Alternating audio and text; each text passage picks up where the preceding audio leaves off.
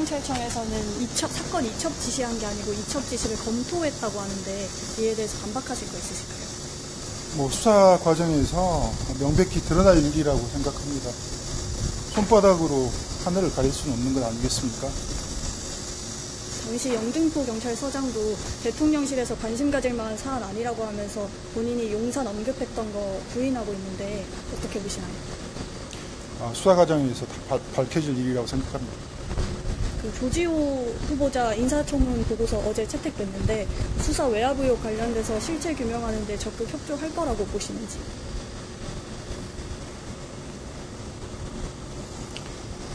그 부분에 대해서는 제가 언급한 사항은 아닌 것 같습니다. 조사 잘 받고 오겠습니다.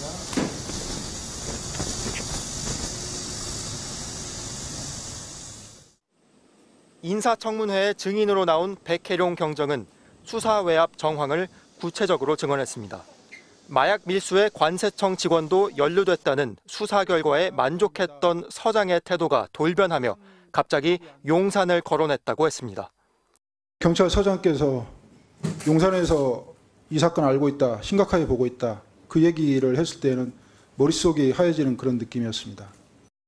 백 경정은 세관 직원 수사를 용산, 즉 대통령실에서 안 좋게 보고 있다는 취지로 받아들였다고 말했습니다.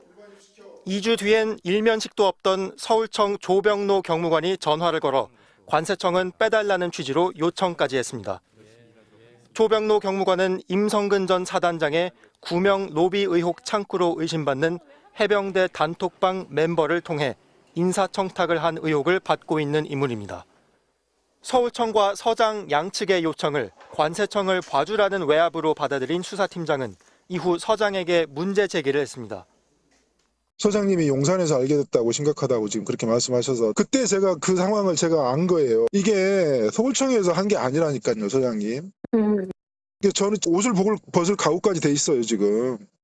그렇게 좀 너무 나가지 마시고요. 그래도 일단은 보고를 계속 해야지 뭐 지원을 할지 안 할지 판단이 될 거 아닙니까?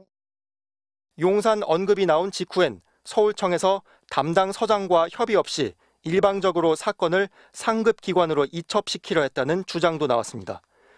지난해 10월 6일 서울청 폭력계장이 직접 찾아와 사건 이첩 지시 결정이 내려졌다고 통보했다는 겁니다. 이첩 부분 전혀 몰랐던 부분이에요. 진짜 변명이 아니라 그냥 제가 더 안타까운 거 제가 무능하다고 느낀 거죠. 아니 기관장이 모르는 이첩이 있을 수 있습니까, 서장님? 저도 황당했던 거죠. 근데 이게 말이 되냐 이거죠. 이후 전담 수사팀은 해체됐습니다. 이에 대해 당시 서장은 용산 이야기를 한 적도 들은 적도 없다며 외압 의혹을 반박했습니다.